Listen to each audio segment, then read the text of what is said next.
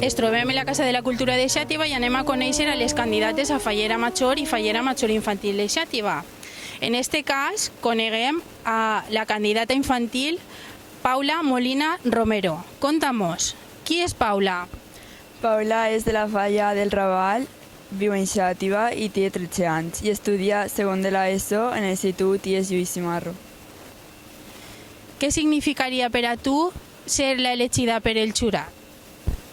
Seria un orgull, ja que sóc fallera des que vaig néixer i és un somni per a mi i m'encantaria, xativina com sóc, representar els meus xiquets en la meva festa preferida.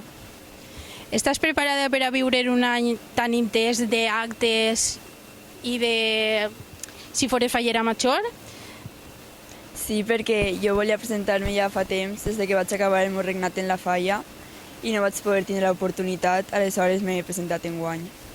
I quins actes destacaries tu si fores fallera major de Xàtiva? L'ofrena i l'entrega de premis. Coseta, què aportaries tu a les falles de Xàtiva si fores tu l'elegida?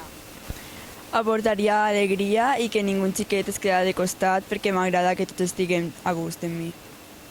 Per últim, te brindem l'oportunitat de dirigir-te a qui tu vulguis, a la família, a la comissió, a qui vulguis. Què es diries?